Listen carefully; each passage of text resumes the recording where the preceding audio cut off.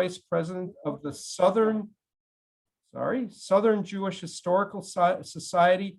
He lives in Jackson, Mississippi, and we're absolutely thrilled to have him here. He is really the authority on Southern Jewish life, and I can't wait to hear what he has to say. On behalf of the Adult Education Committee, Annette, who's been helping plan this, welcome to this session, and I'm going to turn it over to Josh. Thank you so much. Thanks for having me.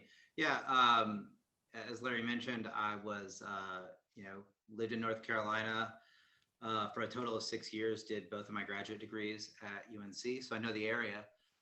Also, just want to mention that ISJL has a couple connections with Beth. So our CEO, Michelle Shipper, was a good camp friend of Rabbi Lucy Dinner. I also just happened to have gone to college, let's see, Newell, to have a couple classes together, I think there, and saw each other at Hillel. So it's great to be with, Beth Orr. It's great to be at least zooming into some living rooms there in North Carolina. So we'll start today with a little pie chart. This is about 10 years old, but it still basically stands as the distribution of the United States Jewish population by region. Of course, if we're counting just sort of basically South, not South, and Florida. And what this graph is really meant to show is that Southern Jews are a double minority. Within the South, Jews are really— Excuse me, Josh, can you raise the volume, please? Yeah, I can do that, I think. Thank you.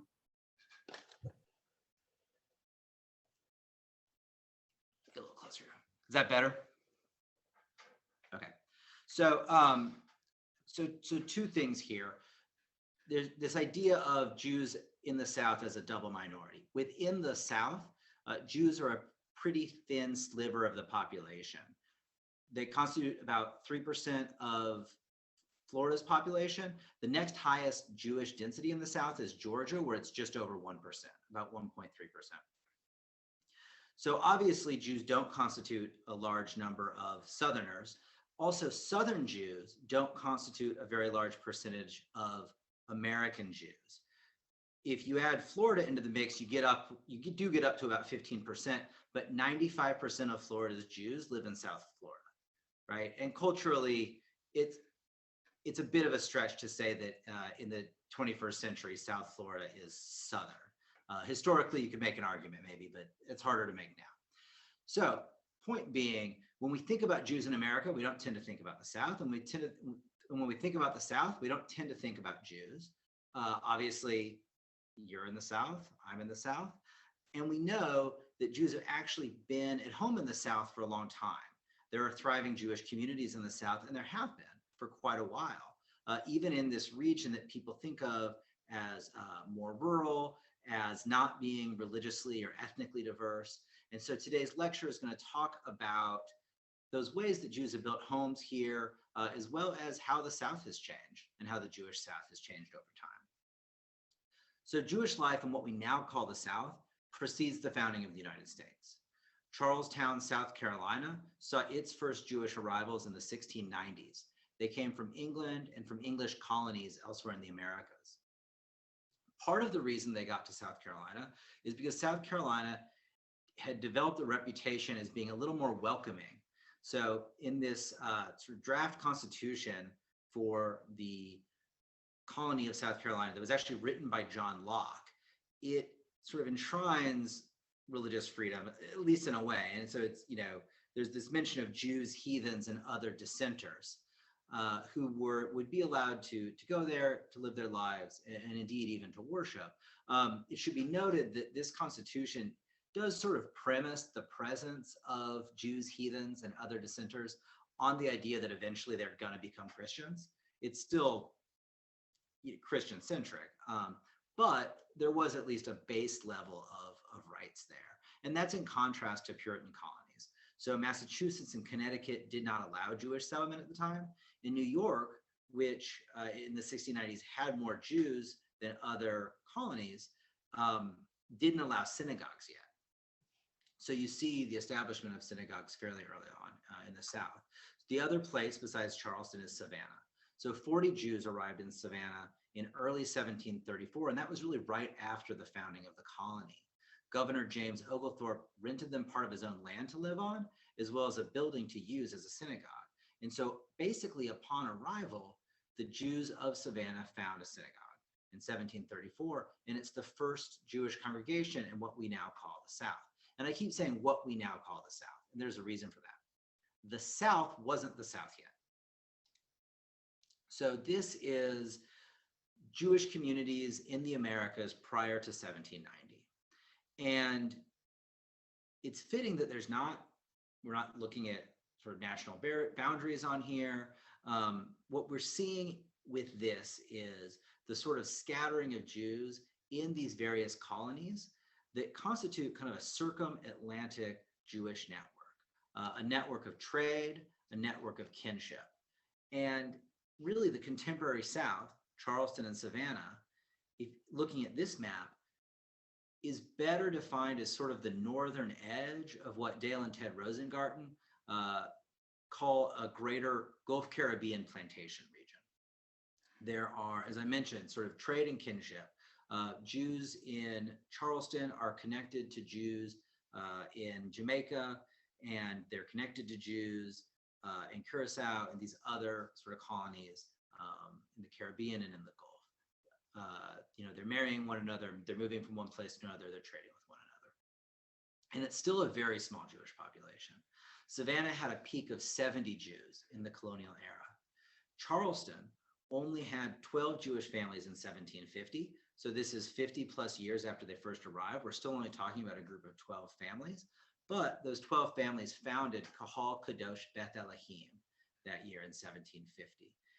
After the revolution, Charleston did have rapid Jewish growth. It became one of the most significant Jewish communities in the early United States Republic. Josh, Yeah. I got a chat that somebody said that maybe you're sitting too far from the mic because she's still having a little problems.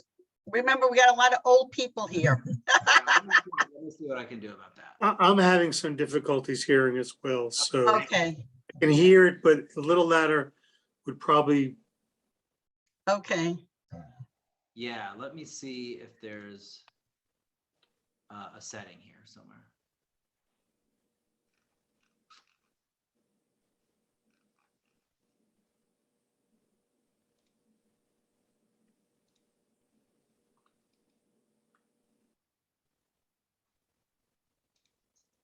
One second. I just want to see if I can turn up the volume so I don't have to shout. But if I need to just get louder, I'll get louder. Your audio under mute. If you go to mute on that little arrow and then find the audio, and then you can turn up your own microphone.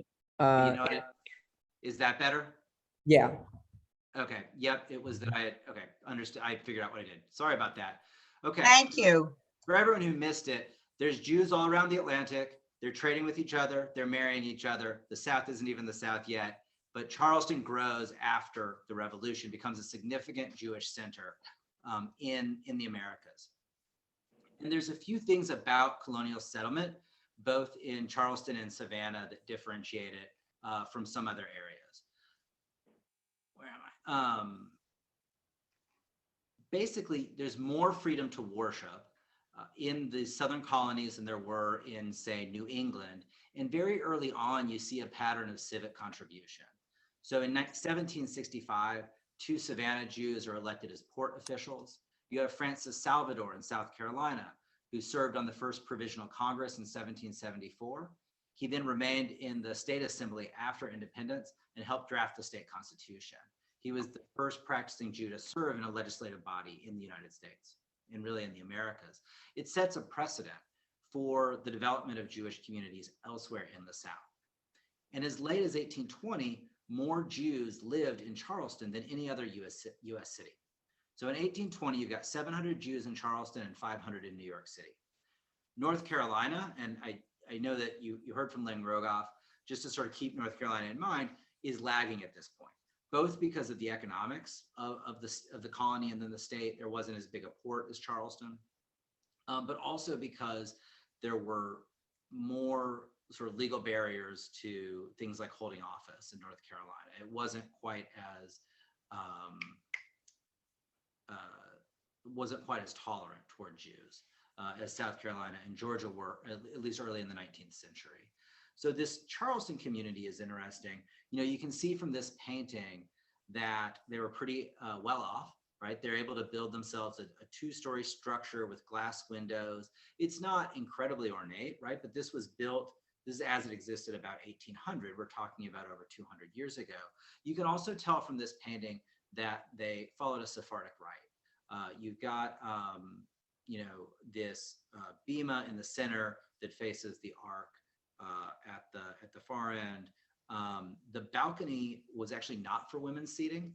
That's an assumption that I think I made looking at this painting for the first time, but that wasn't actually the purpose of this balcony.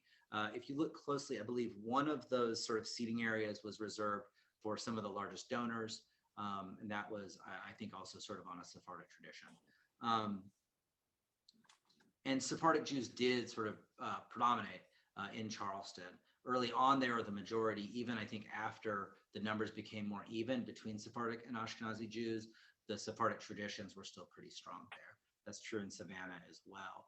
But that predominance of Charleston as a Jewish center in the United States was short-lived. By 1830, there were twice as many Jews in New York City as in Charleston. So 1830, Charleston still has about 700 Jews. At that point, New York is up to 1,400. 30 years later, so a full generation later, Charleston remains at 700 Jews still. At New York City at that point had 40,000 Jews, right? It is completely outpaced, outstripped by the growth of Jewish New York. And that's a consequence of the first large-scale Jewish migration to the United States.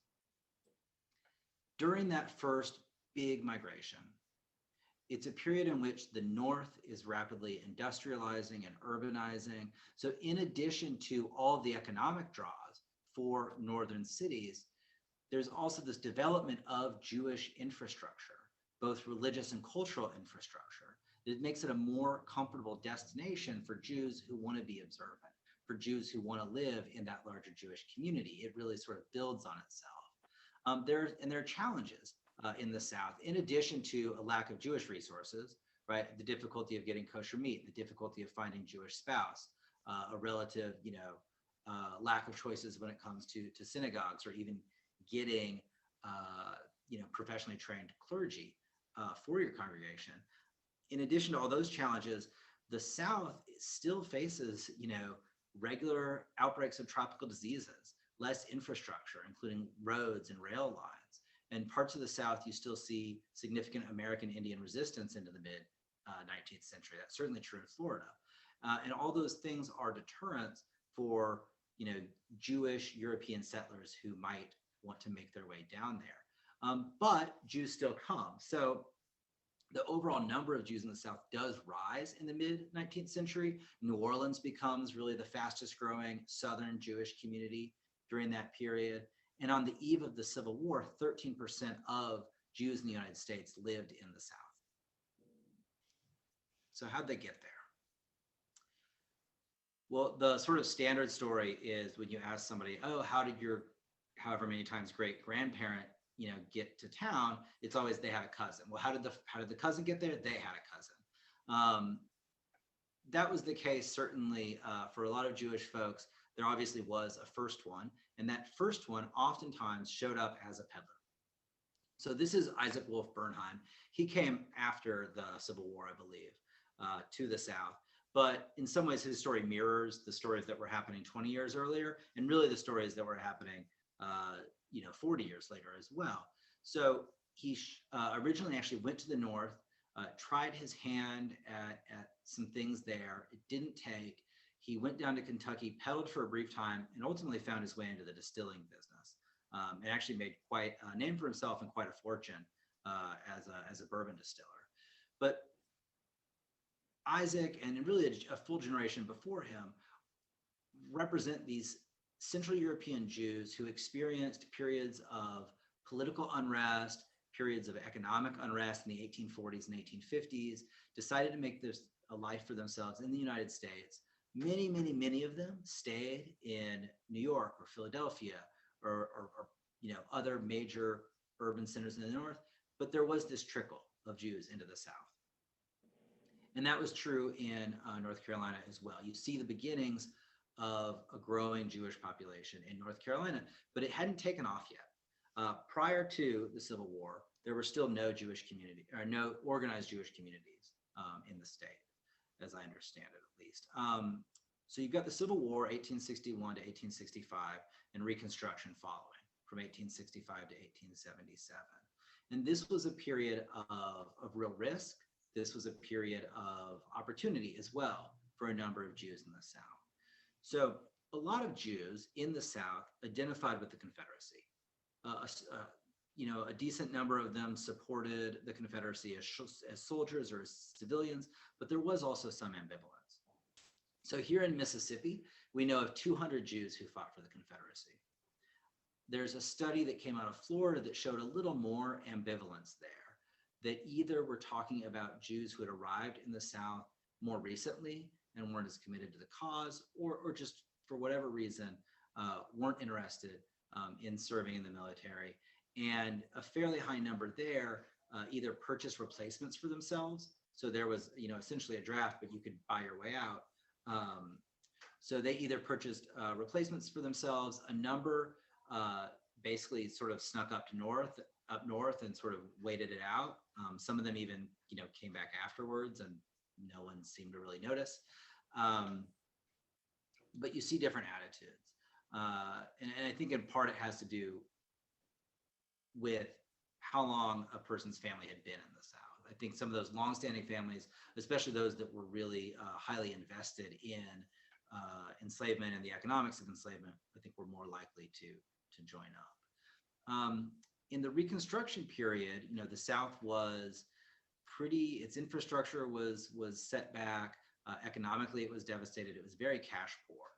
And there's this slow economic recovery, but again, there's these opportunities for Jews. In part, Jewish folks, whether they had been in the South for a while or had come down after the war, had opportunities to use their kinship networks and their business networks to get access to credit, which allowed them to bring consumer goods into the region in a period in which the South was sort of newly embracing a consumer economy that was replacing the plantation economy that came before it. Whether they were buying on cash or buying on credit, there was this whole population of recently emancipated African Americans who were sort of coming into their own as consumers now that they no longer sort of relied on a plantation owner for whatever their basic needs were. So in this context, Jews like Isaac Bernheim, who I showed you, come down to the South. They begin as peddlers. They then oftentimes go into the dry goods business, again, relying on wholesalers elsewhere. So in North Carolina, I believe that a lot of them used wholesalers in Baltimore. It was really, there was a strong link, I believe, between Baltimore businesses and North Carolina Jews. In a place like Mississippi, that would be using wholesalers in Memphis or New Orleans. In other parts of the South, maybe they would be, going up to Louisville or to St. Louis, or one of these, sort of larger trading hubs. Once these peddlers start their businesses, and often they would go to a few towns, find one where the railroad had just come in, or where there was some other sort of sign that things were really going to take off. They would establish that business. If they did well for themselves, and a lot of them didn't, a lot of them would go bankrupt and move on to the next town. But when they did well for themselves, they started to diversify their economic holdings. And that's where you see Jews starting to get involved more in the late 19th century as landholders, getting involved in either the brokerage of cash crops or even their processing. So you'll see Jewish owners of cotton gins in, say, the Arkansas Delta. You'll see Jews, involved in rice or sugar in Louisiana. I know of Jews who are involved in tobacco in, say, North Florida, and I would imagine there were some Jews in tobacco in Carolina as well. This late 19th century, as we're seeing these peddlers show up across the South, is also the period of Jewish institution building in much of the South. So in Mississippi, there were, I believe, 3 Jewish congregations prior to the Civil War in Natchez, Vicksburg, and here in Jackson. And you see them start to proliferate elsewhere in the state following the Civil War. In North Carolina, that's especially true. So you see Wilmington has its first Jewish congregation in 1867, an Orthodox congregation that lasted for a year. Raleigh sees its first Jewish group really forming in the 1870s. It was a minyan that lasted for about 20 years. Tarboro had organized Jewish life by 1877, and a handful of other, towns in North Carolina in the 1880s. And I mentioned this as a period of danger and success, right? There are cases of Jews getting caught up in the politics of Reconstruction and losing their lives over it. There are cases of Jews doing quite well for themselves and becoming, sort of celebrated local figures. Those 2 Reconstruction cases, there's one in Marianna, Florida. A man named Samuel Fleischman had basically suggested to the local Black community that they should retaliate for white supremacist attacks that were trying to discourage Black political and economic power. That suggestion there was this rumor that he had suggested they respond with violence, got out into the wider community, and he had to flee town. He was actually murdered on the road, trying to sneak back into town, I believe, to check on his business. But in that case, as well as in a similar case in Donaldsonville, Louisiana, it's fairly interesting that these sort of 1870s, 1880s incidents aren't so much about the person involved being Jewish. So Samuel Fleischman in Marianna, Florida was not murdered because he was Jewish. He was murdered because he had sort of challenged the white backlash to Reconstruction. He had aligned himself with, again, sort of the local Black population and the Republican Party, and it was sort of retribution for that. By the 1890s, you are starting to see increased nativism, right? And there's this period of anxiety about industrialization and urbanization that gets really attached to Jews. That culminates in a couple things. The Leo Frank lynching, the murder of Leo Frank in 1915 is one of them. And then in the early 1920s, rather, you get immigration restrictions that actually, highly curtail Jewish migration to the United States. So Leo Frank was accused of the murder of Mary Fagan in 1913. She was a young girl who worked in a pencil factory outside of Atlanta, Georgia. And her body was discovered one morning. He was soon named as the prime candidate. Now, there were a bunch of holes in the prosecution for it, but his Jewishness became a key issue in the case. It became an outlet for people to, sort of express this anxiety about Jews and about their role in industrialization and urbanization, right? That was seen as corrupting, traditional Southern communities, corrupting, and in this case, ending the life of white girls, especially. And this was a major case. So, covered here in the Yiddish press, right? This was international, the coverage of it. So in 1915, after his conviction and a series of appeals, his sentence was commuted by the governor of Georgia. And at that point, a mob went to the prison, stole him out of the prison, and lynched him. And as much as the Leo Frank case represents the potential dangers, I think, of the South, of this undercurrent of mistrust of outsiders, right? That sort of is at least one sort of view of the South. It also isn't the whole story. And the Leo Frank case did cast a shadow on the Jews of Atlanta, and I think on the Jews of much of the rest of the region. But at the same time, there's a fair amount of philo-Semitism at this time. So you've got a newspaper ad from the 1890s, this is a little earlier, in which these Jewish store owners are announcing big stock, new goods. Don't forget that the Jews are in it, right? They are happy to announce that they are selling goods in the community as Jews, because there's this understanding in a lot of places that the arrival of Jewish merchants means that your town is doing well. It means that your town is going places, that you're going to be attracting,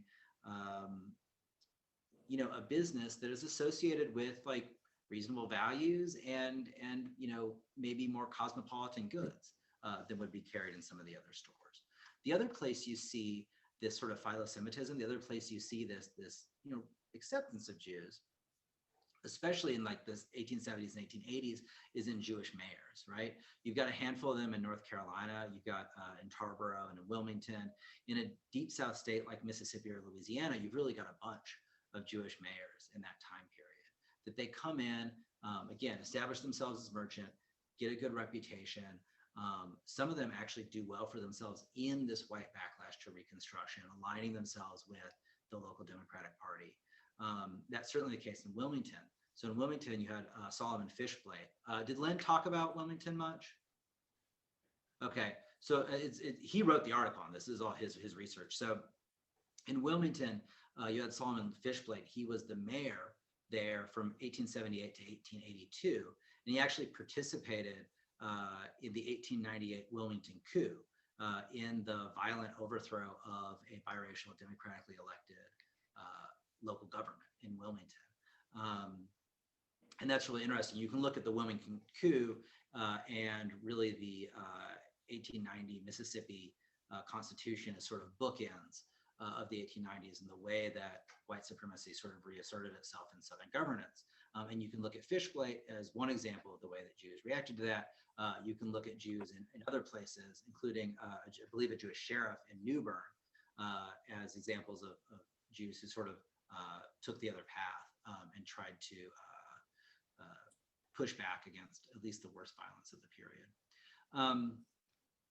So that brings us up to the early 20th century. And of course, there's something else that's happening, right? There are changes in the South, and I've been talking about those. There are also big changes in American Jewish life. So really by 1880, you're seeing an increasing number of Yiddish speakers from Eastern Europe arriving in the United States. They don't make it south immediately. There's maybe a 10-year lag before you see a significant new sort of Yiddish-speaking population in the South. There are obviously some Yiddish-speaking Jews here before, but these new arrivals do come into the South through Savannah, through Galveston, and through New Orleans. There's also transplants from the North, people who maybe would work in a factory up north and had a landsman, someone from their hometown, or had a cousin or whatever in a Southern city or a Southern town, and would decide they don't want to work in a factory anymore. They're tired of sweatshop life. They're going to try their hand peddling in the South. There, you can look at the records of the Industrial Removal Office. That's actually who produced this map, or Hebrew Immigrant Aid Society, or some other organizations that actually help try to get Jews out of the crowded slums of the Northeast and down to Southern cities, where they would be set up with folks who would maybe offer them a job or sell them a store, or try to set them up in business. And it follows a pretty similar pattern as these earlier migrants. Of course, there are challenges still to being in the South, right? There are reasons that a Jewish person would decide to stay in New York or Chicago or Boston. And partly that's religious resources. It's difficult to get kosher meat in many parts of the South in the early 20th century, right? It's not like their refrigeration is easily, available to folks. There's also, again, these sort of cultural resources. New York, by this point, has become, is really starting to develop this rich sort of secular Yiddish cultural scene, and that's simply not available in the same way to Jews who moved to the South. Also in the South, there's more pressure to assimilate. In some areas in the North, you can open a shop and maybe open it in a Jewish neighborhood, and you can still be closed on Saturdays if you're Shabbos observant, right? If you're Shabbos observant in the South, there's you can't make a living, because Saturday is the shopping day, especially if you're in one of these big market hubs. If you're in a small to medium-sized town that is sort of the agricultural processing center for the surrounding 50 to 100 miles or whatever. So there are all these reasons for Jews to stay north, and most of them do, right? The American Jewish population becomes less Southern proportionally from 1880 to 1920. But there is growth when we talk about pure numbers, and it affects Jewish life all over the region. So in smaller communities, Yiddish-speaking immigrants bolster Jewish populations that might have been stagnating a little bit. So you see places where, say, an older sort of so-called German Reformed community would be faced with how to welcome in newcomers who maybe come from a little bit of a different cultural background, maybe are still very interested in pursuing Orthodox practice. And in some places they make accommodations, and in some places they don't. In some places the newcomers set up their own shul, and in some places they sort of integrate into the existing shul. And then in large cities, you see this whole proliferation of parallel organizations for the so-called Russian Jews, right? They're not all from Russia, but the Yiddish-speaking Jews. So here, for example, this was a short-lived Yiddish newspaper published in Atlanta. I don't think it lasted more than a few months, but it was in Atlanta in 1908. And so you do see this extension of that Yiddish cultural life. You see this extension of it and echoes of it throughout the South in really interesting ways. Oops, got ahead of myself. So I've already obviously mentioned one of the sort of key defining features of Jewish life in the South, which is this interaction with the South's particular systems of race and racism. And from day one, for Jews who arrive in the South, that is part of learning to live here. In the period of enslavement, Jews tended to enslave Africans and African Americans at comparable rates as other Euro-Americans of their class. So that is to say, if a Jewish person lived in Natchez or Charleston or Savannah, wherever, and they owned a shop and they were reasonably successful, they would probably they would probably own a handful of enslaved people, maybe 2 or 3, who would do some domestic work and might do some basic work in the shop, right? And that was similar to a non-Jewish white shopkeeper in those places at that time. There were a handful of Jews who, owned slave labor camps, plantations, or really made their core living as merchants of enslaved people. But that was a relatively small number. There is, I should mention, there is sort of this anti-Semitic myth that the slave trade was perpetrated by Jews and would not have existed without them. Rabbi Bertram Korn in the 1860s did a decent study of this, and it pretty much rebuffs that. There just weren't enough Jews in the South for that to have been the case, especially when you actually look at what they were doing, in terms of their livings. But really anybody in the antebellum economy, North or South, right, was wrapped up in economic systems that were predicated on this enslaved labor. In the Jim Crow period, Jews similarly more or less accommodate themselves to what's going on around them. There's this adherence to the norms of a white supremacist society that is sort of the baseline criteria for being accepted in white society. You have Jews who sort of push back against this. You have Jews who obviously are ambivalent about it. You have places and testimony where African American customers, would write about really preferring to visit a Jewish-owned shop. That's also true of Syrian immigrants, Chinese immigrants, and other immigrant groups, that they sort of felt like they got a little better treatment in those shops versus, say, a store owned by a so-called native white Southerner. That's anecdotal. We should take it with a grain of salt, but there is some truth there. We also see Jews who really embrace that system. Jews who in oral histories or in memoirs talk about sort of saying like, look, there's always going to be an outsider in the society. I'm glad it's them, not us. You see some pretty open statements like that. You also have a handful of Jews who actually really helped set up some of these systems. So in Maryland, for example, there were a pair of Jewish politicians who were pretty involved in the state's push to disenfranchise African-American voters in 1908. It actually became known as the Strauss Amendment, named after one of these Jewish politicians. You see Jews, as part of their embrace of white Southern culture, being involved in what we might call Old South commemoration. So here in Natchez, Mississippi, in 1932, Jane Wexler received the honor of being the second queen of the Natchez Pilgrimage. The Natchez Pilgrimage, much like some of the tourism in Charleston, was sort of this romantic peek at, an imaginary Old South, that they would have this sort of annual festival in the spring. Eventually it became twice a year, I think, where people would come back to Natchez. It was sort of a homecoming event. And there would be tours of the old antebellum homes in the area and their gardens, right? This is much like the tourism of Charleston, which really sort of happened in the 1930s. And in both Natchez and Charleston, this is happening in towns that are declining and looking for ways to bring in some tourism money and ways to sort of monetize the really remaining architecture from this mythic past.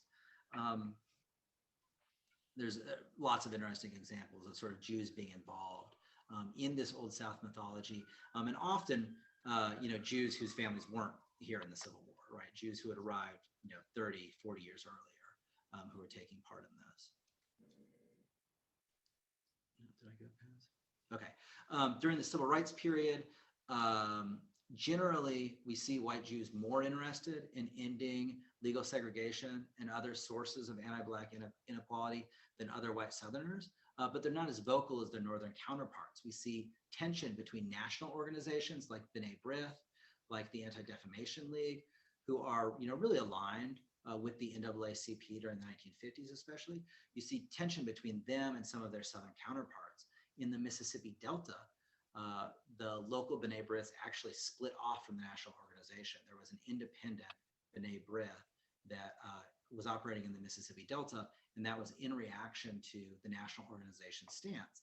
And that was for two reasons. Part of that was simply disagreeing, simply not believing that enforcing Brown versus Board and moving forward on desegregation was a good thing.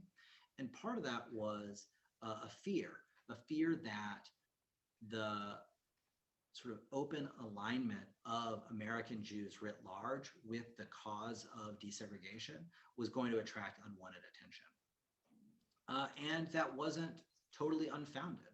There were a number of conspiracy theories in segregationist circles that circulated pretty widely that linked sort of Jewishness, communism, and desegregation, right? And the civil rights movement. That was seen as sort of a conspiracy that was linked. And it did lead to bombings. It led to bombings in Florida, especially in the Miami area. There was a bombing in Nashville in 1958.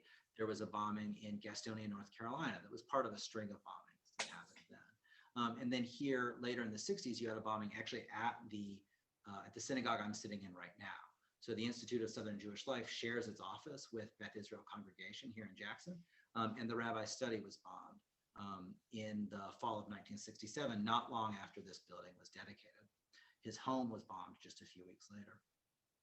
So there's this whole variety of responses, though, to the question of civil rights among Southern Jews. Again, you've got your folks who are very much aligned with the cause of segregation. A man named Saul Tepper, for example, who was a close ally of Sheriff Jim Clark in Selma, right? This was the perpetrator of Bloody Sunday. You had a local Jew who was very much sort of aligned with that side. And you have, all sorts of, sort of liberal progressive Jews. Mutt Evans, the mayor of Durham, as well as Gertrude Wheel, who, of course, Lynn Rogoff wrote the biography of, who was in Goldsboro. So that's all happening across the 20th century. And it's really important, I think, to keep an eye on Jewish reactions to race in the South, because again, it's one of the distinguishing features. There's sort of this debate in Southern Jewish history about whether the Jewish South is distinctive or whether really sort of town size is a bigger shaper. Like is Jewish life in small town Mississippi more like Jewish life in Atlanta, or more like, say, Jewish life in small town Iowa? And there's a compelling argument to be made that really community size is like a determining feature in much of what happens. But the South is where Jews sort of have to confront some of these systems of race earlier than in other regions of the country. And so if there is a distinctive feature of Jewish life in the South, that's possibly it. But at any rate, that's all happening across the 20th century. There's a lot of other stuff happening, right? The South is changing. There's urban growth. You're seeing the growth of Atlanta. You're seeing the growth of Dallas, Houston, some of these bigger cities. Small town Judaism really sort of sees its heyday, I think, in the mid 20th century. This varies place to place. A place like Natchez had already peaked, but here in Mississippi, the Jewish communities of the Mississippi Delta were really at their sort of apex, I think, right after World War II and the post-war era. This picture is Sanford, Florida. Sanford's right outside Orlando. Florida in particular, and actually a lot of the South, saw a major federal investment with World War II. The South is where a lot of people did their military training. And that was a real boon to a number of the Jewish communities of the South. In a lot of places, it created the Jewish communities of the South. So here in Sanford, Florida, it's 1944. This looks to me like a New Year's Eve celebration. And it speaks to a few things at once. You've got a few people who might be in military uniform. There were military installations close by. You've got like a relatively mixed age group. You've got some young adults and some older adults. But what you've really got is a Jewish social scene, which again, I think it's New Year's Eve, the Jewish social scene that really speaks to sort of the cohesion of the Jewish community, that these people are not spending their New Year's Eve with their neighborhood friends or their professional friends or whoever else. They are actually spending their New Year's Eve, it looks like, with that Jewish community. And I think that typifies something about mid-century Jewish life in much of the South. North Carolina, of course, has a bunch of examples of small town congregations like this. A lot of them, I think, were probably thriving mid-century and have declined since. One thing to note, was sort of there was a novel sort of circuit riding rabbi program out there that was funded by a Charlotte businessman named I.D. Blumenthal. But what you see, I think really before this and after, among these smaller communities, is a lot of sort of innovation and experimentation to figure out how to, create like a rich Jewish life in a place where you've got smaller numbers and fewer resources.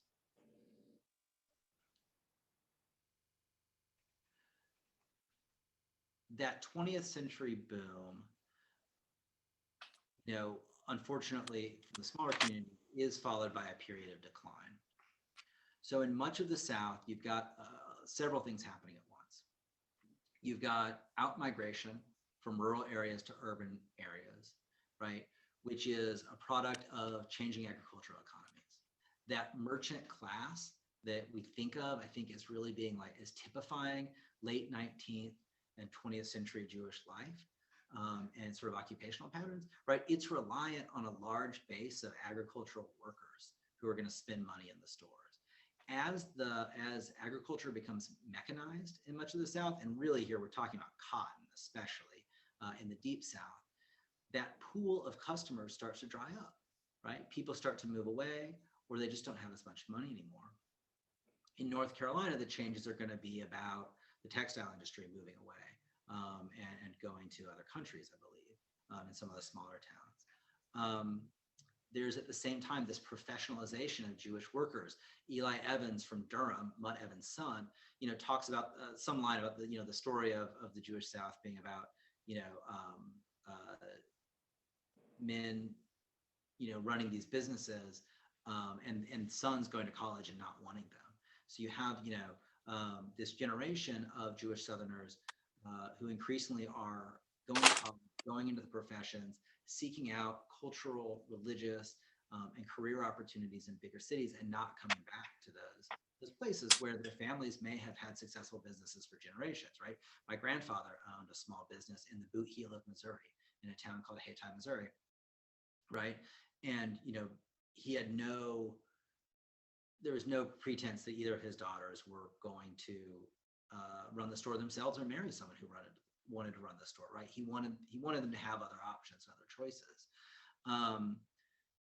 Then by the 70s, you're also seeing the rise of big box stores, right? Followed by online retail. And that small, even those chains operated by Jewish Southerners just aren't as viable as they used to be. So you see these declines, right? I think it's in motion by the 70s. It's becoming more and more visible in the 80s and 90s. And you really see a rash of synagogue closings in the 90s and in the early 21st century. But actually, so that's typified. This congregation in Texas actually was not very active even by the 80s or 90s. But there were a handful of Jews in Brenham, and they kept it up. as long as they could. It had been an Orthodox synagogue for a while. But then, as Brenham had fewer and fewer and fewer Jews, and as Austin had more and more Jews, they actually took the synagogue apart, put it on 2 trucks, and then, yes, home of Bluebell ice cream. Larry's absolutely right there. They take the synagogue apart, which was partly possible because it actually had been bought originally as a kit. It was basically a kit to buy a church, and they'd send you all the lumber. Take it apart, put it back together, essentially on a JCC campus in Austin, and it's now home to a new Orthodox congregation in Austin, right? So as we see the decline of, say, Greenwood or Greenville in the Mississippi Delta, as we see the decline of some of those smaller North Carolina congregations, as we see decline in Jewish communities in Brenham, Texas, or Corsicana, Texas, we also see this sort of Sunbelt boom happening, right? In the 70s, really through the present. Cities like Atlanta, Houston, and Miami, cities like Jacksonville, but also cities like Charlotte. And then in addition to those, we've got these sort of smaller growth areas, and I think y'all are really in it. You've got, your Austin, you've got Raleigh-Durham, places where higher education, government jobs, tech jobs, and healthcare jobs, right, continue to attract people. And I don't know exactly what that has meant for your community in terms of Jewish growth, if there's been a translation there. But in some of these places, I think it really has sort of changed the shape of Jewish life. I think certainly if you look at Nashville and Austin and their growth, it has translated to some new bodies and new money in the Jewish communities there. So in North Carolina, you had an estimated 10,000 Jews in 1960 and an estimated 30,000 Jews in 2011. And so the Jewish South has grown. It's grown with Atlanta, it's grown with Houston, but it's more urban than it was 30 years ago or 50 years ago or 100 years ago. And so the question becomes whether or not the Jewish South is still Southern. And I think that's an interesting question for your community to be thinking about, right? With I know I've lived in the Research Triangle, right? You've got this huge diversity of Jewish practice. You've got a huge diversity of Jewish identity and Jews from a lot of different places. But I don't know if sitting in one of the congregations of the Research Triangle, if there's necessarily a sense of like, oh, this is, clearly Southern. The way that, say, growing up and going to synagogue when I was visiting my grandparents, I would actually hear these older folks, I think they had like 3 lines of Hebrew in the service, and every line of Hebrew, would have a thick sort of Southern accent, Baruch atah Adonai, sort of stuff. So that's sort of the question, I think, going forward as we think about the Jewish South.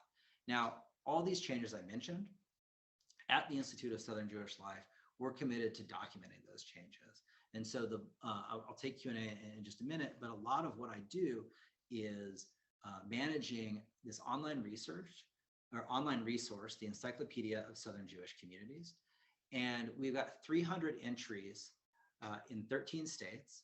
And so you can click on North Carolina and get a brief read about Jewish life in Asheville or Wilmington or Weldon or Lumberton. And you can also do the same for Louisiana or Oklahoma or Texas.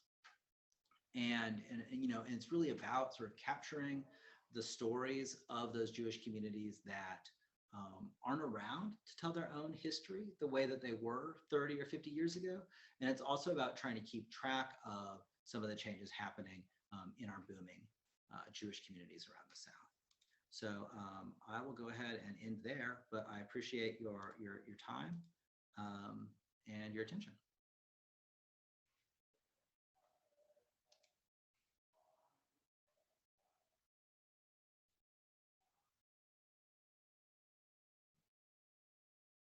Oh, Larry, I think you're on mute. Were you talking?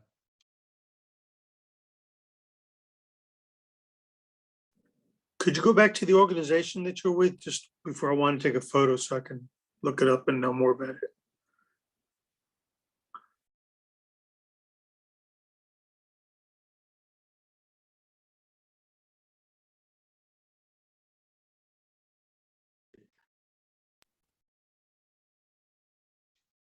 Okay, there I am. The Institute of Southern Jewish Life was founded in 2000. Our mission is to support, connect, and celebrate Jewish life in the South. And so we offer a religious school curriculum. We have a traveling rabbi for communities without full-time rabbinical representation. And then we also have cultural programming, which includes both sending out speakers, musicians, and other performers to communities in the region, as well as our sort of history and heritage offerings, which are about really sharing the stories of the Jewish South, both in region as well as out of region. No. Josh, I think James was interested in the actual website. Yep. And I've gone ahead and put that in chat. Oh, thank you, Larry. And So I was gonna, James, it's in the chat box, James. I was gonna add something about Leo Frank. That was the era of my mother in Savannah. There was the Frank family was also in Savannah, and they never felt like he was guilty. But today, in recent times, where the factory was, there is an apartment complex in Atlanta called the Pencil Factory, and my granddaughter has lived there. And so it's like, I'm not sure whether I like the idea that they named it the Pencil Factory, or I don't like it, but it's a fact. It is. That's really interesting. Yeah, I hadn't heard that. That's a thinker to sort of recall, you know, a place that I think is a place of like a lot of pain and trauma for a lot of folks. You know, both, I mean, the victim's family, because there was at the center of this, right, a terrible murder, as well as, you know, then the eventual murder of this wrongly accused. It's an interesting choice by the developer, I would say. Larry, So I wanted to do a quick share and then get to a couple questions. Josh, you mentioned Corsicana, Texas, and I think that's really a unique synagogue. I visited probably two decades ago, and it's was the only onion dome synagogue in the South, or so it was proclaimed. I don't know if you have any history on that.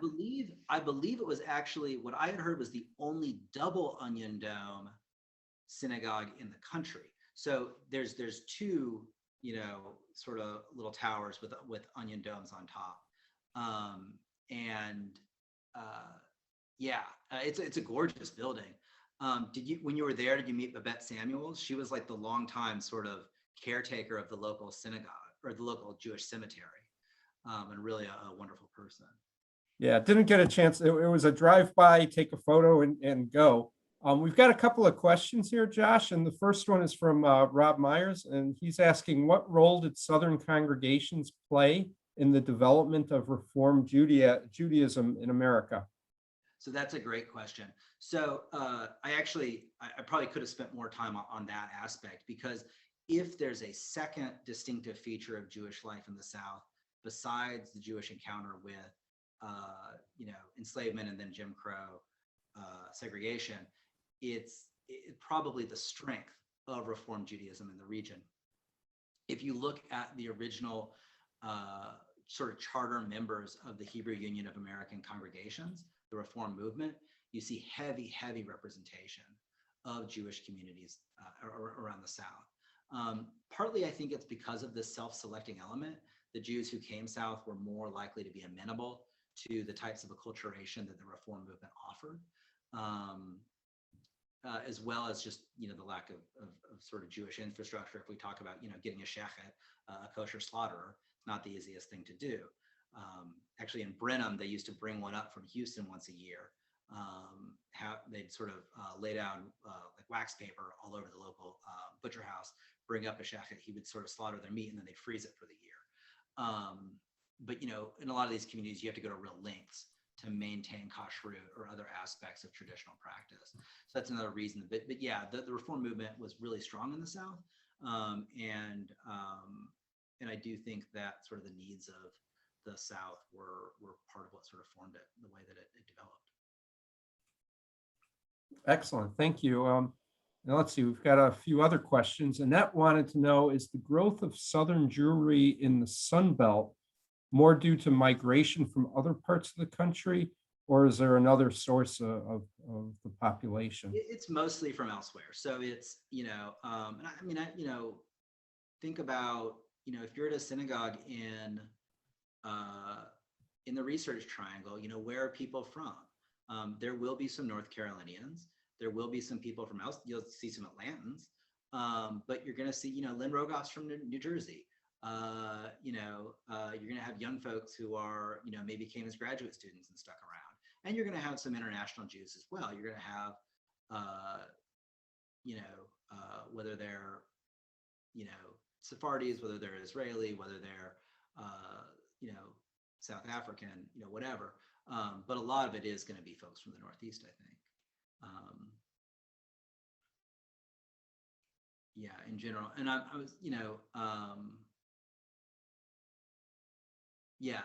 so Atlanta actually, Atlanta's interesting. So Jewish population growth in Atlanta outstripped general population growth in Atlanta, I believe, from like 1880 to 2000 or 1980 to 2000. So there's this 20-year period where Atlanta's growing really, really fast, and the Jewish community is growing twice as fast as that.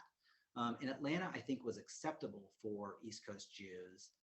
It's like a quick flight or whatever, and it's halfway to your relatives in Miami anyways. Houston similarly had really, really fast general growth during that period and has continued to, but there the Jewish population has more kept pace with the general growth. It hasn't like outstripped general growth. So but again, we are really talking about folks from the Northeast. Yeah. Great. And that had a follow-up question, unrelated, so I guess it's not really a follow-up question, but what is your research and interest in Yiddish in the South? Yeah, so I would love to come back and give that talk. When I was working here the first time around from 2009 to 2013, is that right? Yeah, something like that. I came across a handful of people who in oral histories told me about growing up attending Workmen Circle schools in the South. So in Houston specifically, but then I came across some documents then, and this idea that there was, if you're not familiar, the Workmen Circle was a Yiddish speaking, fraternal organization that catered to Eastern European immigrants that was roughly aligned with the Socialist Party. And it's not what we think of as a Southern phenomenon. But when I heard about branches of the Arbeter Ring, the Worker Circle in these Southern cities, I sort of had to know more because I previously had sort of separate interests in the Jewish South and sort of secular Yiddish culture. And what I found was there was this whole world of Jewish organizations, small ones, in Southern cities that were bringing in secular Yiddish entertainment, that were sending their kids to after-school Yiddish classes, and that were involved in some cases in radical politics throughout the South. So when I went back to UNC in 2013 to pursue my doctorate, I actually ended up writing my dissertation about that. And it's an interesting story to see, because these people are sort of not, we don't expect to find them there. And it's really interesting to see sort of what they make of their circumstances in the South. Also, for an organization that's called the Worker Circle, or they've rebranded to Worker Circle to be gender neutral, but formerly Workmen Circle, Arbeter Ring, these were not factory workers the way that we at least think of them as being in New York, right? These are still grocery store owners. They're shopkeepers like every other Jew in town. It's interesting to hear how they align themselves with like a labor movement when, Josh? Yeah. I was in Houston when we first moved to Houston because I was building a plant there. We were in the southern corner of Houston, and my wife said, I saw a bakery. Why don't you go get us some sweets? And I'm standing in line. It's a Friday just before Shabbos, and all of a sudden I hear Yiddishkeit.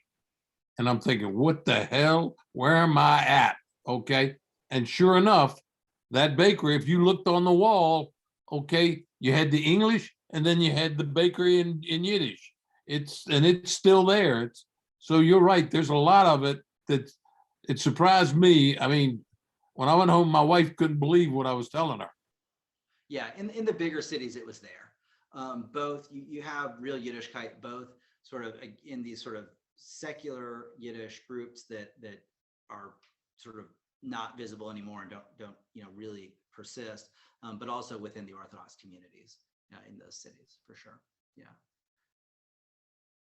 Great. So we have a couple other questions. I think Rich asked about Judah Benjamin, who was a cabinet member in the Confederate government. And the question there was, what was the impact of Secretary Judah Benjamin on Southern Jewry? Yeah. So, hold on 1 second. I want to make sure I get this right. So Judah P. Benjamin was, a native of South Carolina who had settled in Louisiana, actually owned a plantation there, was, a senior official in the Confederacy. Supposedly at one point, he had said that he wanted to be, I think this is actually a fictionalized account, but like that he sort of had his eyes on, eventually like being president of a Confederate States of America. I mean, he was up there. He is a really good example of a few things at once. One, he didn't deny that he was Jewish, and I don't think he ever converted, but it's not as if he was especially committed to sort of the Jewish community. But he showed that there was a reasonable level of acceptance of Jews with sort of limits. He was popular in certain circles, but when people wanted to attack him, his enemies weren't afraid to use his Jewishness against him whenever he ran into, political rivalries sort of within the Confederacy. That's one, but he wasn't the only, well-known Jewish Confederate, right? He had been a senator from Louisiana, a U.S. senator prior to that. But then you also had Senator Levy from Florida, who, was not sort of practicingly Jewish. I think he actually had maybe converted to Christianity. But you've got these two sort of Jewish senators from the South prior to the Civil War, sort of indicating a relative level of acceptance, and both of them were secessionists. That there was no, in the antebellum United States, there was really no guarantee that Jewishness would, sort of inure you to the appeal of enslavement as like an economic system. That American Jews were as split about enslavement as anybody else. They were also, in some ways, sort of alienated from the abolition movement by some anti-Semitism among Christian abolitionists. So there were reasons that didn't feel like a comfortable sort of place to be for some of them too. But at any rate, Judah P. Benjamin is probably the most famous sort of Southern Jewish figure from the 19th century, no question. Great. Let's see. The next question was, you mentioned the NAACP. Do you have information of Jews working with Thurgood Marshall or Thurgood Marshall's work? Yeah, so there's actually just a pretty, a good, I can actually share that. Well, I don't have the link for you. There was a good presentation on this just on Sunday at the annual conference of the Southern Jewish Historical Society. Steve Whitfield gave the keynote on it. And he has a talk called Jewish Attorneys versus Jim Crow. And he highlights a number of the Jewish civil rights attorneys. Now, those were typically not Southerners. There were a few, but most of the really notable Jewish civil rights attorneys, and they had the acronym for the name is escaping me at the moment, but they essentially had a group that was doing a lot of the legal work around protests and stuff like that. They were mostly Northern born. A lot of them, frankly, were red diaper babies. Their parents had been, leftists of some variety, and a lot of them came out of the labor movement. Some of them were from a little more sort of mainline liberal backgrounds. But yeah, there was a strong presence of Jews. Actually, I believe it was Thurgood Marshall's, the attorney who led the legal department of the NAACP after Marshall was actually a Jewish man. It created a little bit of controversy at the time, but that's who Marshall thought was the best person to take up the work. But I would actually look at Steve Whitfield's talk. It's not up online yet. Otherwise, I would share it with you. I've dropped the URL right now. But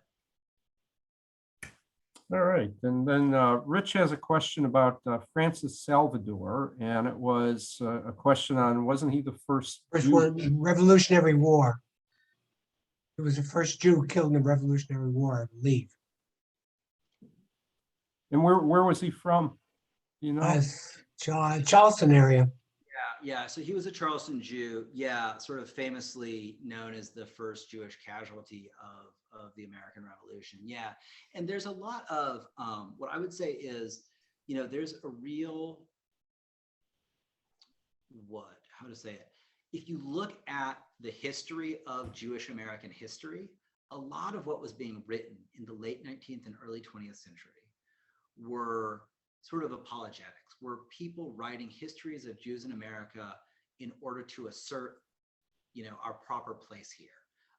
And so Jewish military involvement has been sort of much celebrated, especially in the early histories of American Jews.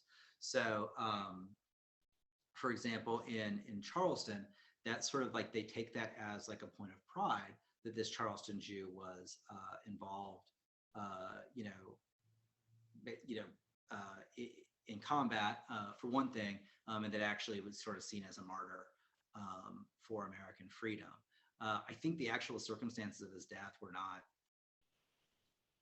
sort of so noble. I think that he was in the wrong place at the wrong time, and some American Indians who had allied with the British government killed him. But again, he's sort of lionized as this example of Jewish sacrifice for the nation.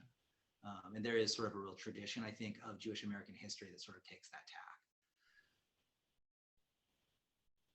All right. And then Ira asks, are any surviving Yiddish books about or published in the South might be available in the Yiddish Museum in Amherst? Ira, did I get that right? Yeah, so the Yiddish Book Center in Amherst, that's what I gave an online talk for them just about a month ago. Yeah, they've got a few things. So actually, one thing that's great is if you read Yiddish, the Yiddish Book Center's digitized collection is now, you can text search it. It's sort of an added feature. You have to give them your email address, but you can actually search. So you can do a search for Atlanta and get, whatever text Atlanta shows in, it'll kick back to you. There's a few things you can read there. The two things I go back to over and over are a memoir by a man named David Davis, who moved to Atlanta in about 1906. It's a memoir that he wrote in Yiddish in the 1970s. That edition is only published in Yiddish. But he talks about, being a peddler in Atlanta. He talks about, he was an early member of the Workers' Circle there. He talks about the grocery business. He talks about his early impressions of, racial segregation and anti-Black violence. That's a really good piece. The other one that I go back to a lot is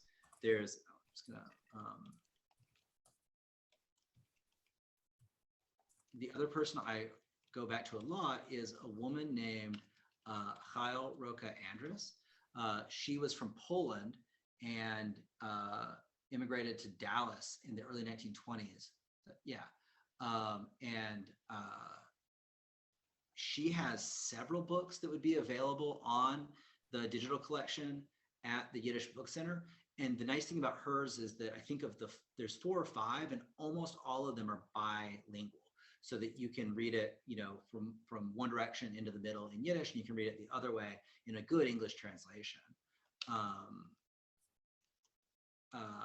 And so that's someone to look up. Roca Andrus wrote, this is a tangent, but I have to tell you this, because she wrote maybe my favorite sentence I've ever read. She's talking about meeting her husband, another Jewish immigrant, a little older than her, who's been in Dallas longer. Her uncle introduces them. There's like a little bit of build up to them meeting. There's all this stuff about like her negotiating what's appropriate. Like he wants to take her out for a car ride. So she says, oh, I'll go get my aunt to chaperone us. And the aunt says, you're in America now. We know this man. You can go take a ride with him. But she talks about meeting this man, and she says that the line is, he spoke a fine Yiddish, and I liked his accent. I sought no other virtues at that time, which I just thought was an incredibly great. I don't know. There's just something with that line. It's just really evocative to me. Partly just that it's a cute story of their meeting, and also just like the centrality and the importance of Yiddish for her as a young person, as someone who actually continued to write in Yiddish really all her life. She became, she started publishing poetry and then these memoirs. So two things to look for in regard to the South. Awesome, thank you. I think we have one last question. And if you're not familiar with the Southern Poverty Law Center, it's an amazing resource on fighting hate. And the question from Ira is, why did the Southern Poverty Law Center become so prominent? I don't have a great answer for that. I know that, I think they sort of jumped in as a legal resource and also as a resource for, sort of tracking hate activity, sort of in the years after what we would think of as the classical civil rights movement, because I'm trying to think when they were founded. Yeah, they were founded in 1971, but I think that they sort of capitalized on a need or a perceived need for, for legal action and organizing. But I don't know a lot about their specific history. Fair enough. Montgomery, and they do have an office here. So. Yeah, fabulous speakers, by the way, if you ever get a chance to listen. And Stan, maybe that's something we should put in on our adult ed, is to get someone from the Southern Poverty Law Center. Well, I think we're at the point where we've answered all the questions. I put in here, I've had a hobby of collecting synagogues in North Carolina, and I've got about half of the ones that are still standing, whether they're in use, abandoned, or repurposed. If you want to click on the link that I put in the chat, you could see take a tour of about half the synagogues in the state. Josh, Want to go through that with us real quickly, maybe? Yeah. Yeah, would you like to go through that with us real quickly? Are others attuned to that with opening it up just to see what they are? I am, but I don't know if others are. How about this? We'll close out. Let Josh do his thing, and if anyone wants to sit through, I'll be happy to share them, and we could go through it. I'll provide some commentary. Josh, thank you very, very much. This was extremely informative, very helpful, and we really appreciate the work that you're doing and the presentation that you gave. So thank you. Annette, anything from you or Stan? Well, I'll just repeat what Larry said. Thank you, Josh. We really appreciate it. It's guys like you that make our adult ed committee work. So thank you. Thanks again. Yeah, thank you. Thank you, Josh. We all learned a lot about Southern Jewry. You have quite a background, quite an expertise. Thank you, Josh. All right. Well, I appreciate it. Again, I sort of hope this rounded out well the rest of the series. And, would love to be back anytime. So take care, everybody. Thanks so much. And anyone who wants to stay on, we've got some photos we can share, and you're welcome to stay. You're welcome to leave. Okay. Oh, Let me see if I can do this. Larry, do you want to commentary? Yeah, I'll comment. I'll commentate. How's that? Commentate. Okay. So this is what's left of the synagogue in Goldsboro. It's now a soup kitchen run by one of the churches. It's Ohab Shalom. Was reformed. Goldsboro, you could probably go in the history and recognize there's a long history of Jews and civil rights advocacy. So it's a really neat town. There's some historic sites, but this is what's left of the synagogue. And you can see some of the doors, very much what I would call the early 1900 Jewish architecture. Some stained glass windows are still there. This is the congregation in Kinston, North Carolina. They hold services once every month on Friday nights. You could go visit it. It's Temple Israel, dates back, the building very clearly 1950s, but the congregation dates back to 1902. Very typical of the struggles of small town Jewry, that few people are there to keep the lights on. These are synagogues in North Carolina. Yeah, so that's in Kinston. This is the doorway to the synagogue in Kinston, and I love the handle. It's a shofar. Again, some stained glass windows. This is Temple Bethel in Rocky Mount. They shut down a couple of years ago. What's interesting to me is the Ark was dismantled and sent to Skokie, Illinois, which is where my wife grew up. So it's just kind of funny that here's a connection. And buried in Rocky Mount is a relative of mine that grew up obviously in that town. Again, very similar 1950s architecture. Another shot of the doors. I like the carved Star of David in there. This is a very modern congregation. If you haven't been to Charlotte, they have a Jewish campus that holds Reform, Conservative, and the JCC all on the same grounds, different buildings. And I just think it's a very beautifully designed synagogue. This is Temple Israel, which is also on that campus. Again, beautiful, modern, kind of a Jerusalem stone-like architecture. That's the foundation stone, so it goes back to 1895. First synagogue was built in 1949. This is in New Bern, and I've learned since I moved here, it's not New Bern, but New Bern. Not only the home of Pepsi, but home of a Jewish synagogue, which in my mind is one of the most beautiful ones. It's the mezuzah, and you can see it's kind of that, I don't know if that's Greek revival or colonial, but it's just an absolutely beautiful synagogue there. Still active and seems to be doing quite well. Another view of it. This is in Durham, Congregation Bethel. That's more of a late 60s, early 70s design, kind of a prairie style, low level congregation. This, if you've been in Raleigh, this is where the first synagogue actually stood on 203 Fayetteville. And it was the first synagogue from 1874 to 1899. If you look, you could tell it's a Christian Science reading room. Kind of looks like a synagogue, but it was just an empty lot. It was torn down, and that's what was built on top of it. This one was really fun. I didn't think the synagogue in Wilson was still standing. It had been long converted into a home, but if you look carefully, you could see that they kept Temple Bethel in the architecture, and it's a private home now in a very nice neighborhood in Wilson. We have the chairs on our beamer. I did From not know Wilson. that. Thank you. Yeah, so it's still standing. This is Congregation Beth Israel of Fayetteville. I think this is 1950s architecture. I'm not 100% sure, but active congregation, very cool looking building. Here's another view of it.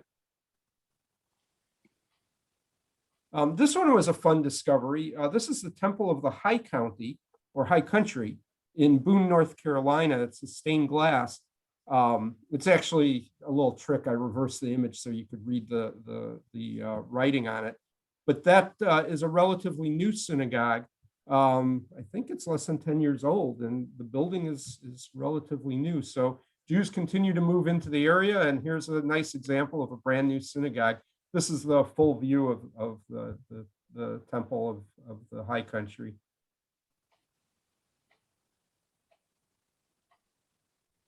That's a fountain outside, and another view of the stained glass. This is in Asheville, Beth Tefillah. Kind of, again, a modernistic building. I don't know when it was built, but if I had to guess, I would say late 70s, early 80s. And then this is Beth Israel in Asheville. Thriving congregation from what I could tell. I really, if you haven't been to Greensboro, Temple of Man. The two Israel between the ones in Asheville, Tefillah, and then the Beth Israel. Yeah, I missed the first part of the question. What is one Reformed and one conservative, or? Yes. And I can't remember which one is which. Well, this is a synagogue, so it must be conservative. Okay, thank you. Yeah. If you haven't been to Greensboro, beautiful, beautiful synagogue. Both the original synagogue is there, kept up by the current synagogue, and they actually use it once a month for services. So you could see this is the modern one with Jerusalem stone. I learned, I had no idea, the Tanger family, Tanger outlet malls were from Greensboro, and they've given a lot of money to the synagogue, temple rather, and so has the Cohn family of the, they were fabric makers for Levi Strauss, and you could see the Cohn house out off the Blue Ridge Parkway. So beautiful, beautiful synagogue. I just love the Jerusalem stone, and this is the exterior. I'll go back to that. Quick. You can see it's a nice rounded view. They've got the original stone there. And then the fountain, if you're looking from the sky, it's a giant Jewish star with the fountain in the middle. Again, another view of the Ark with the Jerusalem stone. I love they use school supplies as flower decorations and then donate those to schools or kids who are needy. So Temple Emmanuel is really amazing.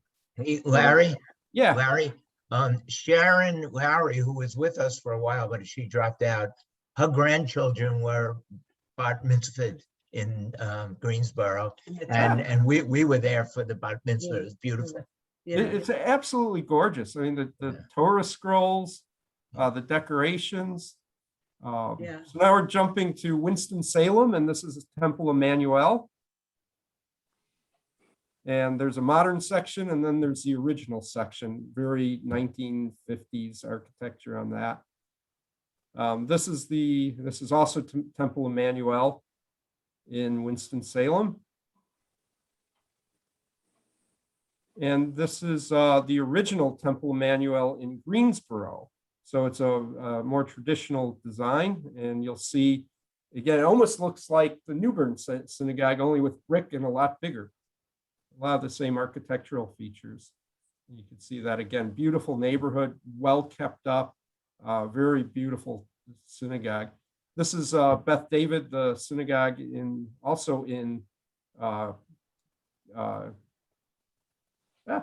Greensboro. Thank you. And you can see some of the windows and the architectural style there. Probably 1980s would be my guess. And this is also Temple Emmanuel in Winston-Salem. So we keep going back and forth. Sculpture in front of there. The dedication stone. This one I found fascinating. It's also called Temple Emmanuel, but it's in Weldon, North Carolina, and very, very small. It's a private house now. They kept the dedication stone, but Jackie Mason, the comedian who recently died, actually was a rabbi at this synagogue for a short period of time. So I imagine his services were pretty funny. And what town was this in? That's Weldon. in Weldon. It's up by the Virginia border. Right. We had friends from, a lot of the people that are members of these congregations used to go to Wild Acres. And people from Kinston, people from New Bern, one of my good friends was from Weldon. Yeah, I was reading about Weldon because it's a really neat town. Not much there now, but typical Jewish stores were there, and you could see some of the names of prominent Jews still in that neighborhood. But between Roanoke Falls and Weldon, they were trying to decide which town would have the synagogue. And I can't remember why Weldon won. I think they actually plotted where all the Jews lived in the area, and Weldon was the one that was more central to everyone. So that won over Roanoke Falls, but I think Roanoke Falls has a cemetery. So there's I think that if you know Dennis Barker, he probably could tell you more, because his mother had cousins in Weldon, and his mother may have come from Weldon. No, interesting. Yeah, that's something to have a But conversation. he grew up in Wilson. Ah, And he gave the chairs when they closed. thank you. What good history. Hey, Larry, is there a reason the Raleigh synagogues are not part of your photography collection? Just haven't gotten to it yet, but I'll get, you know, the original building, or not the original, but the prior buildings as well. And, you know, obviously I haven't hit the southwest part of the state yet, so we'll get Raleigh soon. So do you go out on these just photography trips, or there's you included as part of something else? I'm just a big shutterbug. I love taking photos, and when I'm not taking pictures of trains, for those who know me well, I try and get the synagogue. And Lisa goes, "You've got this real sixth sense that you know where there's a synagogue." We were in a small town in West Virginia, and I said, "There's got to be a synagogue in this town." And sure enough, I Google it. There's a synagogue. I take a picture of it, and I just collect it. Yeah, I go out walking every day. I used to jog, but I walk every day. So a couple of years ago, I was out jogging in Stowe, Vermont, and I came across the temple, and I took a couple of photos of it. But I love the message at the front doors, which say "Lador Vador," from generation to generation. And then 2 or 3 years ago, I was down in the Coral Springs area, and I passed a temple, and there's a sign right in front, and it's Temple Beth Or with 2 R's. Ah, So I had to take a picture of that one. So the next time you're in West Virginia, not in Fayetteville, because you won't find the temple, but Beckley, West Virginia, which is like 20 minutes from there, has a synagogue there. And John Silverstein from our congregation grew up in West Virginia. Okay. Maxine, you're like a historian here. That's great. Hey, guys, You know, I'm a docent at the History Museum. There And you go. we had an exhibit based on Rogoff's book a couple of years ago. So most of these people came through the exhibit, and when they would come through, they would know where everything was and who everybody was. If they grew up in the South, they were all interrelated. Interesting. Maxine mentioned John Silverstein. If you guys don't know John, he's a former president of our temple, and he served a lot of years on the board.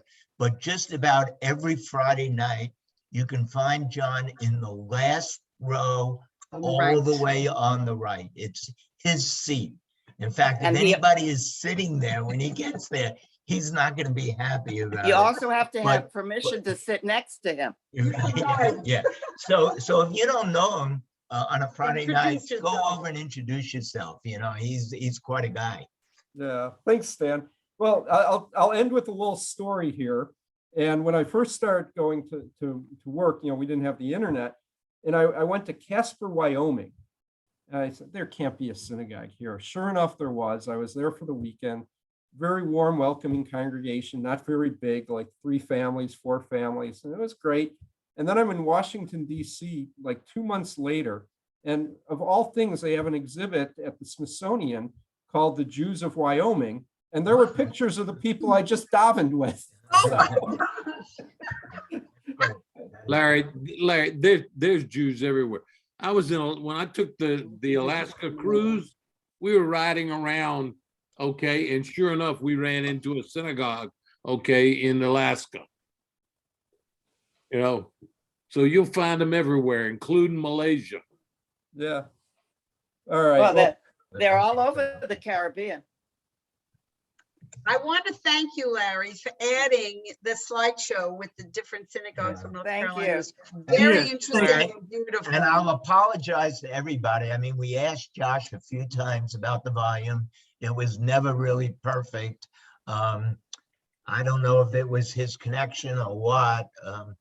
Everybody else we could hear, but so we had to strain our ears, I guess, for that hour or so, but He was okay. Wonderful. And thank you both, Annette and Larry, for all the work you've done on the Shalom Y'all series, because it was excellent. So thank you. Dan, how was Tootsie? And stay tuned, everybody, for more stuff from Tootsie was our awesome, committee. by the way. Yes. Now, don't forget, guys, there's been stuff coming out But on November 18th, which is a Thursday, Lexi is giving a talk concert on Jewish women in Jewish music. in Jewish music. So it's already been advertised. When you see the link to register, please register. It's going to be quite wonderful from Lexi. All right, so thanks So thank again, you everybody. for coming and attending. We appreciate it. All right, Take care. and we'll Bye. see you Good night. next time. Good night. Stan, how was Tootsie? Well, we didn't go. I thought you were going. No, To see no, we're going next weekend in New York City to see a new musical, Mrs. Doubtfire in New Okay. York City next Okay. Saturday. Yeah. Yeah. But thank you, Maxine. Hopefully one time we'll get to do it. Right. It was a D-PAC. I don't know if it still is. Yeah. It was, I know. That's why I thought you had seen it. Right. Okay. Okay. Good Thank night, you all. everybody. Good night, everybody. Thank Thank you. It was you very all. Thank you. enjoyable.